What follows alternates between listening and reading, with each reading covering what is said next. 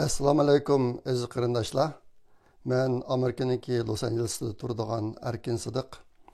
Bugun 2021-yili 10-yaniki 1-kuni men mushu haftalik naq maydon programmasini hozir boshlayman. Bu haftada men uchun eng cho'ng xabar Turkiyadagi Xalqaro Sharq Turkiston Tashkilotlar birliginiki tirishchanligi bilan Türkiye'de ikamet bilen turbatkan barlık Uygurlarga grajdanlık berildiken ben bu haberini anlap intayin hoşal oldum. İhtimal dünyanın emiyerdeki Uygurlar iştah oldu dep oylayman. Şu Türkiye'deki qarindoshlarniki salayet işi alıp kelse bu biz için bir çoğun hoşallık iş hazırki vaziyette. Şuna Türkiye'deki qarindoshlarga mübarek olsun. Türkiye'deki Xalqaro Sharq Turkiston Tashkilotlar birligiga ko'pdan ko'p rahmat sizlarning sundigan ajringlarga. Endi ikkinchi cho'ng xabar hammamizniki bilgandek bo'lgan 10-1 Uyg'urlar uchun bir cho'ng motam kuni. Men shu munosabat bilan ozroqcha inglizcha mazmun yozib Twitterga chiqarib qo'ydim. Xohlagan qarindoshlar ko'rib baqsanglar bo'ladi.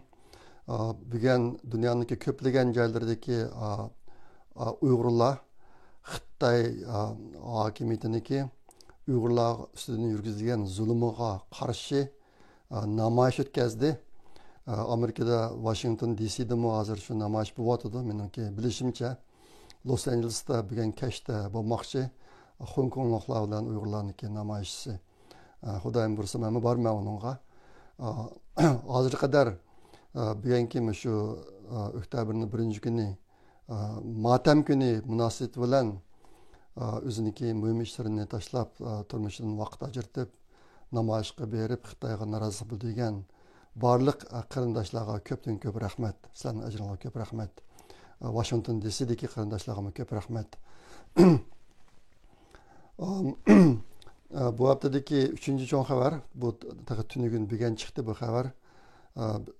Bizniki vatandagi Xitoy qo'rchoq raisi Shuhrat Zokirni tushib, xizmatidan tushib, uni o'rniga Erkin Tunyaz degan birallan chiqibdi.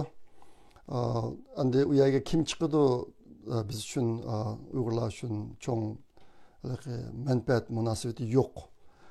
Kimni chiqsa u Xitoyniki qo'rchoq rahbari Xitoy uchuli so'zlaydigan odam endi Xitoyning og'zi bo'lib. Shundaqdimi bu bizim vatanı bu vakka iş başka bunu dep dedim. Erkin Tunyaz bu reislik o'rniga chiqishdan burun muavin reis ekandik. Bu yil 59 yoshgan. Uniki Shuhrat Zokirdan yaxshiroq bo'lganligiga men qat'iy ishonmayman. Shunday bo'lsin bu ish tunugin bugun yuz bergani uchun sizlarga dep dedim. Bu haftadagi 3-chi cho'ng xabar Huawei şirketiniki iqtisodiy mas'ul amaldori amamizniki Mingmianzhou degan Xitoy ayol bu bir cho'ng xabar bo'ldi. Aslida uni Kanada Amerikaga o'tkazib bermoqchi.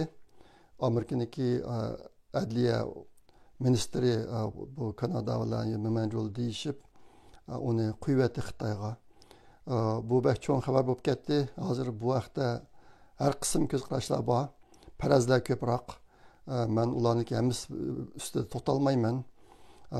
Bu Mingmianzhou Xitoyga borgandan keyin Xitoyniki barliq medialari uni Amerikaga qarshi jang e'lon qilgan milliy qahramon sifatida medialar tashkil etgan bir kun.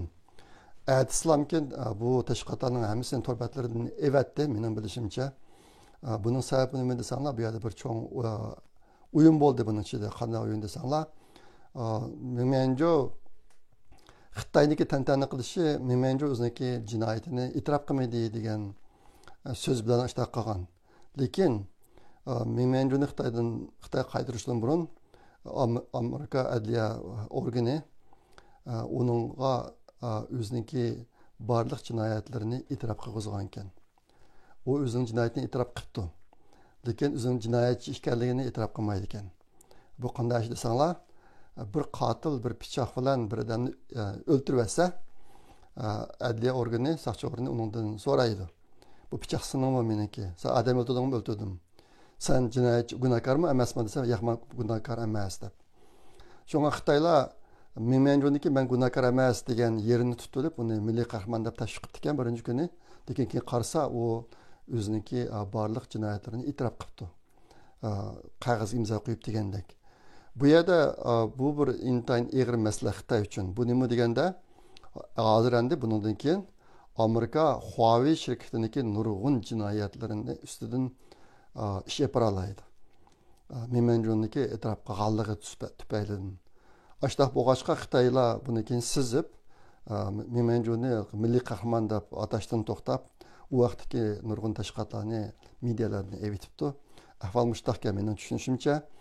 Yine har xil farazlar bor, men ular ustida to'xtalmayman degan, uni vaqtim yo'q.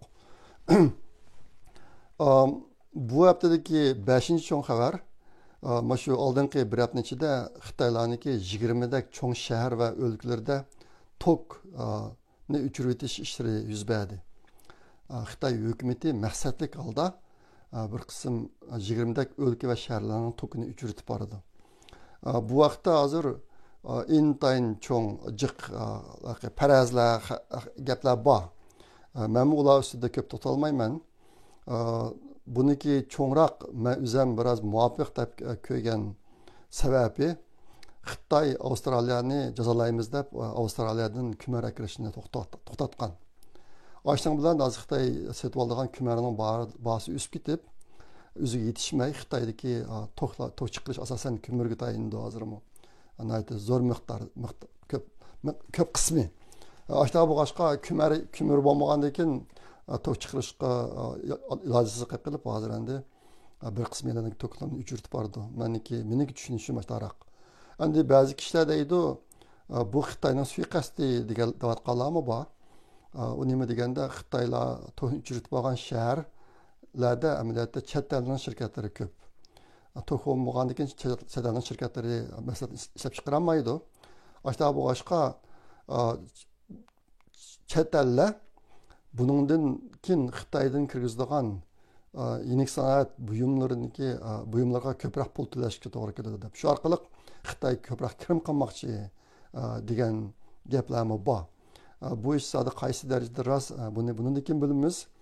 Yaqinda Xitoyniki uy mulk bozorida intayin og'ir masala ko'rilgan, sizlarning xabaringlarda bor. Xinda degan shirkat hozir taqlid qilish oldida turyotdi.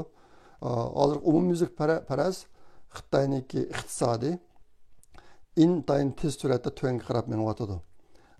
Uy mulk bozoriniki vayron bo'lishi, hozir endi bu to'qlarning ketib qolishi, masalan shuniki bir misoli deyilyotdi. Hozirgi farazda Xitoy iqtisodiniki o'sish nisbati 2% deydi. Aslida Xitoyniki bu GDP yillik iqtisodning o'sish persenti degan narsalar butunlay yolg'on bo'ladi. Ko'p turib deydi. Shunga bir qism odamlarning deyishicha Xitoyniki iqtisodiniki o'sishi 5%dan tuvanladi desa, amaliyotda minus bo'lib qolgan bo'ladi degan farazlar bor. Hozir Xitoyniki iqtisodiy aran bu yil 2% o'sadi degan gaplar o'tirib chiqiliq xalqarada, g'arbda. Ishqilib Xitoyniki iqtisodiy intayin nachar ahvolda, lekin mushning bilan Xitoyniki kompartiya hokimiyati og'dirilib ketamdi degan chog'da men hozir qadar egallayotgan ko'pincha xabarlarda, uchurlarda undaq emas. Xitoy Shimoliy Koreyaga o'xshab qilish mumkin. İqtisadi jihatdan, boshqarilish jihatdan, siyosiy tuzum jihatdan. Lekin Xitoy kompartiya hokimiyatining og'dirilishi mumkin emas. Unda ish bo'lmaydi. Xitoy kompartiya hokimiyati ayni xil uzunchilik davri surdi degan ko'z qarash biroz kuchli. Yaqinda bu jihatda meniki egallayotgan, anglayotgan yana bir uchurim Amerika hukumatimi Xitoy kompartiya hokimiyatiniki og'dirilishini xohlamaydi degan ko'z qarash bor. Buni hozirgi hukumat tutayotgan yo'l burunqi shu Obama davridami Xitoydan bir muhim odam Amerikaga qochib kelmoqchi bo'lgan chog'da Hillary uni Xitoyga tutib bergan. Amerika ekvolmagan. Bu ishlarning hammasida hozir Xitoy Amerika uchun Xitoy davlatidan Xitoy kompartiya hokimiyati boshqarib turgani yaxshiroq. Biz uchun shu foydali deb o'ylayotdi degan ko'z qarashlar bor. Buniki birisi agar buning ichidagi bir tarmoq ko'z qarash, agar Xitoy demokratiyalashsa, erkinlashsa, Xitoyni tezda Amerikaniki qalis nima geldiği çıkmalish mumkin, nima bo'lishi mumkin degan ko'z qarash bor. Shunga hozirgidek Kompartiya hokimiyatining Xitoy davlatini shundoq ig'ir bastirish, erkinlikni bo'g'ish, demokratiyani bo'g'ish, mana bir tarqisida boshqarib turishi, Xitoyniki ijodkorligini bo'g'ib turishi bu g'arb uchun foydali deb Xitoy Kompartiya hokimiyatiniki ag'darilishini xohlamaydigan bir yo'l tutyotidi degan ko'z qarashlarmi bor. Men bu gaplarga yuz ishonmayman. Shundoq bo'lsa-mu, meniki quloqimga kirayotgan ma'lumotlar bo'lganligi uchun sizlarga deb qo'ygim keldi.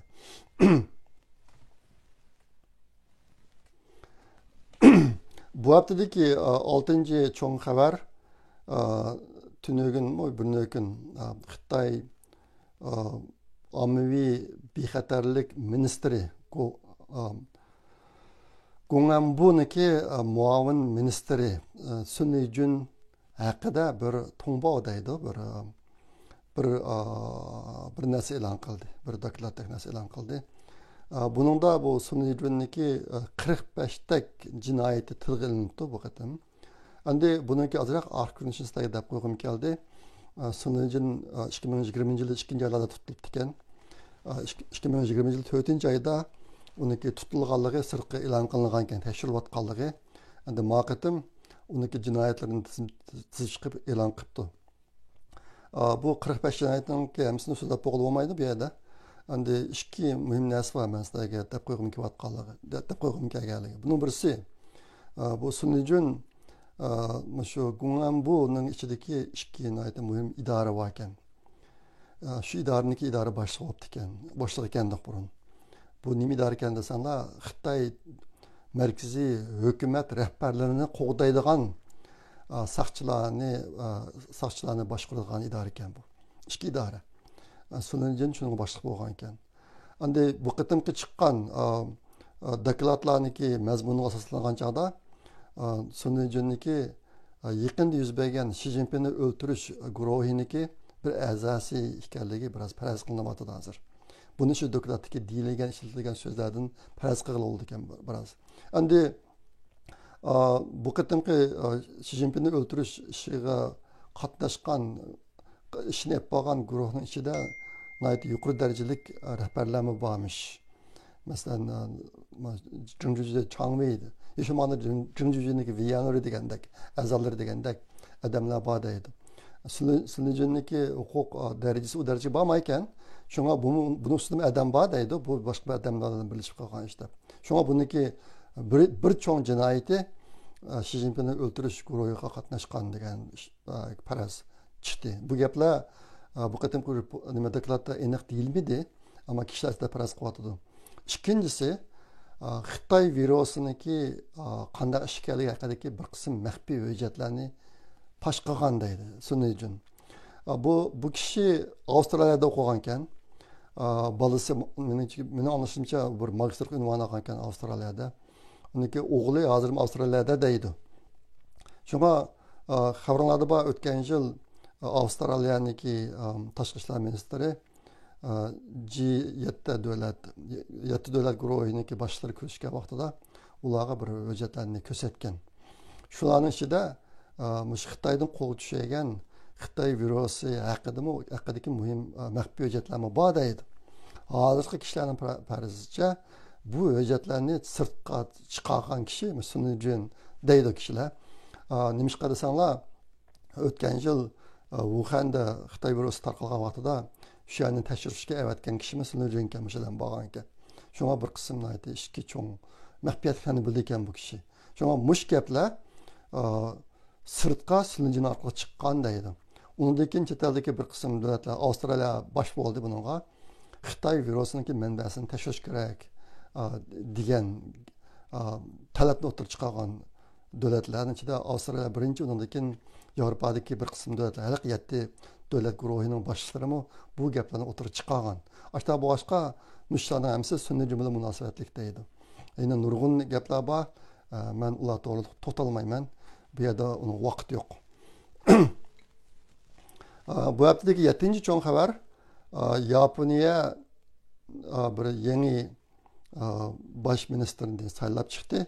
Bu odam aslida Yaponiyaniki tashqi ishlar ministri. Uniki ismi Fumio Kishida degan kishi. O'tgan qatimliq bir videoda maslaga degan. Yaqinda shu g'arb ellardagi 3 muhim davlatda rahbarlik almashish bo'ladi deb. Uning birisi Germaniya.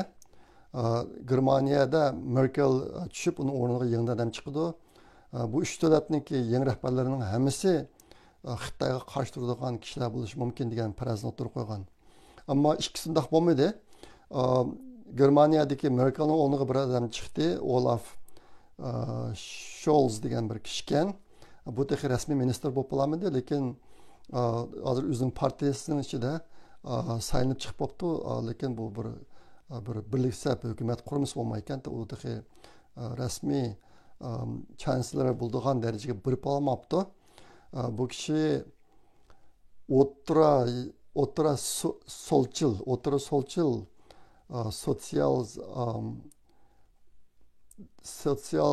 sotsial demokratik partiyasiniki adam ekan. Shunga deydi, garchi Merkel almashgan bo'lsa-mu, ma adam va buning partiyasi Xitoyga nisbatan undaq Xitoyga qarshi adam emas deydi. Shunga bu kishining tutgan yo'li Merkelning tutgan yo'li bilan o'xshash bo'lib qolishi mumkin deydi. Shunga ma bir narsa ketib qoldi. Ikkinchisi Germaniyadan ketib qoldi. Germaniya, Kanadada Trudeau degan kishi burungi bosh ministr, davomliq bosh ministr bo'lib saylandi. Shunga Kanadami ketib qoldi. Kanadadan Xitoyga qarshi yangi boshliq o'tirib chiqmadi. Shunga bu ikki narsa ketib qoldi. Endi Yaponiyada Fumio Kishida degan kishi hozir qadar Xitoyga qarshi ochiq oshkor gap qilayotgan kishilarning birisi ekan. Bu odamniki degan gaplarning ichida Uyg'urlar munosabatlik intayin bir muhim tarkibiy qism bor. U nima degan chog'da bu odam deydi, men shu saylam jarayonida degan gap ekan, men bosh ministr bo'lsam, Yaponiyada bir muavin ministr darajalik bir ishxona qurib, maxsus Xitoydagi kishilik huquq masalasi, Uyg'ur masalasiga mas'ul qilaman, shuni tekshiraman degan gaplarni degan ekan. Bu gapi hozirmi shu peti, endi ba'zi odamlarning deyishicha, bu kishi o'tirga shu huquqni olib bo'lgandan keyin o'zga bo'lish ehtimolligi bor degan farazda o'tirib chiqyotdi. Bularimiz faraz, biz buni bilmaymiz, endi bundan keyin kuzatishimiz kerak bu ishlarni. Endi vatan haqida xabar, yaqinda kelgan ikki cho'ng xabar bor. Uniki birisi vatanda yoshlarni tutish umumiylik qaytadan boshlanibdi. Buning ichida hozir qadar saqchi organlarida hukumatga yordamlashib, Uyg'urlarni tutib, sulab, ularni boshqarib, kuzatib degan ishlarni qilgan Uyg'ur yoshlarimiz bor deydi. Chiqib yoshlarni qilib qolgan, hozir qadar lagerga kirmagan yoshlarni tutish umumiylik boshlanib ketdi degan so'zlar bir qancha yerdan chiqdi. Yana birisi menga kelgan xabarda hozir shu hukumat organlarida ishlaydigan 50 yoshdan yuqori Uyg'urlarning ichida uyib ketib qolganlar intayin ko'p deydi. Bak, chiqadamlar uyida, xizmat o'rnida yoki doktorxonada uyib ketib bordi deydi. Men buni shu oldingi yillari bizning vatanda yuz bergan bir qism ishlar bilan bog'lab qarayapman. Twitterga inglizcha shu bo'yicha yozib chiqardim. U nima degan chog'da shu Xitoy virusining bahonasi bilan Uyg'urlarga umumiylik kuniga ikki qatim Xitoy an'anaviy dorisida bir narsani ichirgan bo'lar.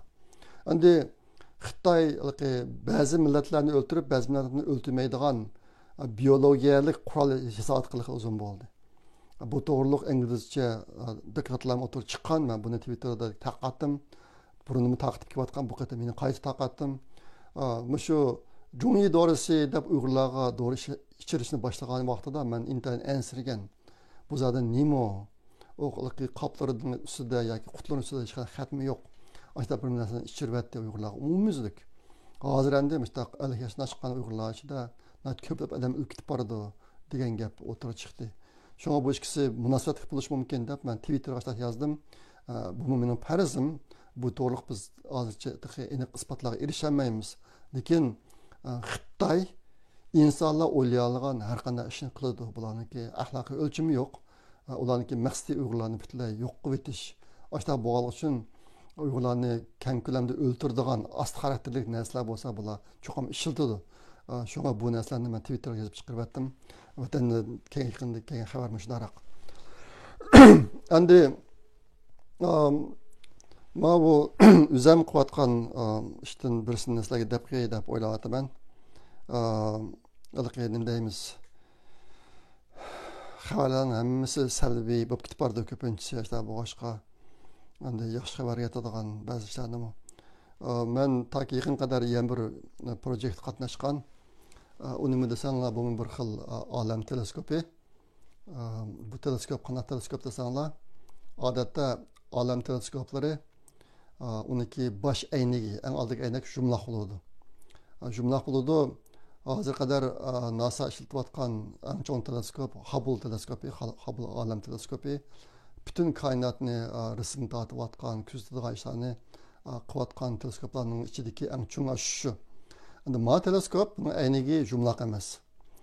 Bu bir to'rtchasi nihoyat uzun, tor, uniki nisbati masalan 20 metrda uzunligi 20 metr, kengligi 1 metr yoki 2 metr teleskop bu. Buni qanday alayligi bor desanglar, bu teleskop ketadigan chiqim Hubble'niki ondan bir qismicha chiqim ketishi mumkin. Lekin uning iqtidori Hubble'nikidan 10 narsa yuqori. Bu teleskopda biz teleskop cho'g'laydi osmonda. Cho'g'lab masalan bir manziliga to'g'rilab turib 18 parcha rasm tasaq, u rasmlarni yumshoq detal orqali birlashtirib bir parcha rasm qiladi. Bu chiqqan bir rasm masalan bir teleskopniki uzunligi 20 metr, kengligi 2 metr yoki 1 metr bo'lsin. Bu teleskopniki iqtidori 20 metrlik teleskopga o'xshash bo'ladi. Buni qolganini yumshoq detalda qilamiz. Mana bir teleskop yasagan bo'ladi. Bu hozir tadqiqot bosqichida. Lekin shu kelar yillardan boshlab xudoyim bo'lsa, uniki sinaq nusxasi, kichik tipdagi sinaq nusxasi yasalishi mumkin. Men bunga qatnashgan. Yaqinda uniki bir pallasi oxirlashdi. Kelar yilning yangi pallasi boshlanishi mumkin. Boshlansa men uni davomli qatnashaman. Sizlarni xabarlantirib turaman. Endi bu olam teleskopi ichida hozir mushtaq yangiliklar bor. Buni sizlarga deb qo'ygim keldi. Endi yana bir narsa meni deb qo'yadigan mana shu Uyg'ur Project fondiniki bir turi haqida sizlarga bir gap qo'yaydi deb o'ylab qoldim. O'tganda sizlar degan, biz sizlarga degandim, biz hozir 4 jadval tayyorlab chiqdik. Uniki birisini bir ommaviy harakat xarakterida qildik. Xitoydagi bizning vatandagi har darajalik rahbarlarniki tizimniki. Bu kelgusida Xitoy hokimiyatida huquq tutgan, mana shu Uyg'urlarniki irqiy qirg'inchiligiga to'p qo'shgan amaldorlarni jazolash ishi bo'lsa, bu tizimlikdan foydalanamiz. Birinchisi shu. Qolgan 3 tizimlikni yaqinda vujudga keltirdik. Ular bolalar lagerlariniki tizimliki 427 lager bor bunun ichida. Ondan keyin bizning vatandagi noyi darajalik va undan yuqori darajalik doktorxonalarning tizimliki. Uningda 470 doktorxona bor. Ondan keyin bizning vatandagi majburiy emgak zavod shirkatlarining tizimligi. Buningda 3251 zavodning ismi va uning tafsili uchurlari bor. Bu zavodlar Xotan, Qashqar, Aqsu, Ko'rla 4 viloyatdagi zavod korxonalardi. Bizniki shu zavodlarniki uchuri bilan bolalar lagerlarining uchurini Xitoychadan inglizchaga tarjima qilishga jiddiy ehtiyojimiz bor. Biz bu nimani tizimlarni o'zimizniki Uyg'ur Project fondiniki to'rbatlarda e'lon qilyaptik. Xitoycha hozir nurg'un yerlar inglizcha tarjima qilib bersanglar degan talab qilyotdi. Hozir qadar bu zavod korxonalarining tizimligidan Qashqar va Aqsu'niki tizimligini 2 qarindashimiz oldi. İngilizcege tercüme qilib turganға. Yana Xotan va Korelniki bor. Undan boshqa bolalar lagerindagi tizimniki bor. Agar bo'lsa, inglizcini bildigan, xitoychani bildigan qarindoshlar mush yordam qilsanglar. Bu bek cho'ng ahamiyatli ishdi bu. Hozir buni saqlayotgan nurg'un o'rinlar bor. Bu navbatda millat uchun xizmat qilishdagi eng muhim ishlarning birisi bu. Bo'lsa buningga bir to'p qo'shgan bo'lsanglar. Biz davoni o'zimizga qilganning foydasi yo'q. Shunga chet el tilida davo olib bora oladigan qarindoshlar hargiz o'zlariniki vaqti va zehninglarni uyg'ur ichida davo qilishga sarf qilmanglar. Uyg'ur ichida davo qilishga, davo olib berishga ancha bek cho'ng ehtiyoj yo'q hozir. Xalqaro qilishga bek cho'ng ehtiyoj bor. Mavu uyg'ur davosini ichidagi intayin muhim ish. Shunga bo'lsa, mana bir to'p qo'shsanglar. Yine kam degan 3 odam lozim bizga. Yoki unda ko'proq bo'lsa ham yaxshi. Mavu zavod korxonalarniki tizimniki, andan bolalar lagerining tizimniki shunday jiddiy tarjima qilsak bo'ldi inglizchaga. Hozir qadar bu ishni qilib turishga o'tirib chiqqan ikki qarindoshimizga ko'p rahmat. Endi eng oxirida bir muhim tema bor. Buni sizlarga deb qo'ygim keldi. Buni oxirroq qo'yib qo'ydim. Sababi nima desanglar, bu bizniki hozir chet eldagi Uyg'urlardagi ahvoli bilan munosabatlik. Yaqinda Fransiyaniki strategiyalik tadqiqot instituti 1650 betlik doklad e'lon qildi Xitoy haqida. Bu dokladga jabi 2 yil vaqt ketibdi. Buningda shu Xitoyniki sirtqi kengayish jihatlarda qo'llangan tadbirlari intayin tafsiliy tushuntirilibdi. Bu doklad hozircha faqat fransuzcha e'lon qilinibdi. Lekin Fransiyada 30 dan ko'p media bu vaqtda xabar chiqaribdi. Buniki inglizcha nusxasi pat yaqinda chiqib qilish mumkin. İngilizce nüsxası bo'lmag'achqa men uni ko'ramadim. Asosan analizlardan bu dokladda nimalar yozilganligi haqida bir qism ma'lumotga erishdim. Bu institutniki 50 dan ko'p xodimi bor ekan, tadqiqot xodimlari. Bular 2 yildan ko'p vaqt sarf qilib buni o'tirib chiqaribdi. Men bu dokladniki asosiy mazmunlarini qisqacha deb o'tib ketmoqchi. Uning ichidagi Uyg'urlar bilan munosabatlik ba'zi yerlarini biroz eskartaman. Uniki bu dokladning birinchi qismi uqum, har xil uqumlarni tushuntiribdi. Ikkinchi qismi mush ishlarni qilguvchilar. Bu Xitoy davlat ichidagi qaysi organlar bu ishlarni qilgan, sirtqi kengaymichilik qilish ishlarini qilgan. Bunun içinde Xitoy Tashviqot ministri, Xitoy Birlik sap ministri, Xitoy ommaviy bexatarlik ministri qatorliq organlar bor ekan. Uchinchisi Xitoylar zodi nima qilgan? Bu dokladniki asosiy qismi bo'lib, Xitoy hukumatining iqtisodiy, siyosiy, xalqaro munosabat, media qatorliq sohalarda qilgan ishlari tafsiliy bayon qilingan. 4-chi qismida bir qism individual dilolar bayon qilingan. Buning ichida Tayvan, Hong Kong, Shvetsariya, Avstraliya qatorliq davlat va o'rinlar bor ekan. Uyg'urlar haqida nima mazmun bor, qancha mazmun bor, buni bilamadim. Bo'lsa Fransiyadagi qarindoshlar dokladni bir ko'rib chiqib, bu jihatda chet eldagi Uyg'urlarni xabardor qilgan bo'lsanglar. Men anlagan shu analizchilar, Xitoy analizchilarining hech qaysi shu doklad to'g'riliq so'zlagan joyda Uyg'ur to'g'riliq ancha to'xtalmadi. Ashta boshqa zot nim gap borligini bilolmadim. Bo'lsa shu yerda bizni bir qism muhim shulardan ta'minlagan bo'lsanglar, zot Uyg'ur to'g'riliq nima xabarlar borligini. Endi men sizlarga burun degan Xitoy 2015-yili shu birlik sap tashviqot chet eldagi birlik sap tashviqot ishlariga xarjlagan puli 15 milliard dollar 2015-yili. Hozir bu pul qancha nega bordi buni bilgili bo'lmaydi.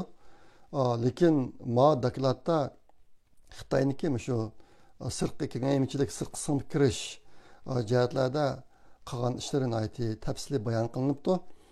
Men buni sizlarga tizim deb o'tib ketay, ba'zi yerlarni sal ta'kidlayman. Birisi chet elni Xitoy konsulxonasi orqali kuzatish, chet elga shpion kirgizish, andan keyin urushqoq bo'ri tashqi siyosatini qo'llanish, buni bilamiz biz. İkincisi o'zlarining dushmaniga hujum qilish, shu orqali chet eldagi o'zi dushman deb qaragan kishi va guruhlar ichida bir xil andisha paydo qilish. Bu ishlarni shu o'ziniki ish bilan orqali ep berish. Bu Uyg'urlar bilan munosabatlik bizning ishimizmi har xil ishlar bo'lib turibdi, uzilmaydi oxiri. Ma tadbir Uyg'urlarga maskada qo'llanayotgan tadbiri. Üçüncüsü o'zi dushman deb qaragan odamlar buvilib chet el diplomatlarga, chet el hukumat amaldorlariga hujum qilish. Masalan, buning shu dokladda misol keltirilgan bir ish, ba'zi bir qism Xitoy shpionlari Falun Gongchilar buvilib Kanadaniki bir necha ministerlarga va parlament a'zolariga xat yozib ularni tillab ashtaqa g'ashirib ekan. Amaliyotda bu ishni qilganlar Falun Gongchilarniki a'zolar emas, Xitoyning adami, Xitoyning shpionlari.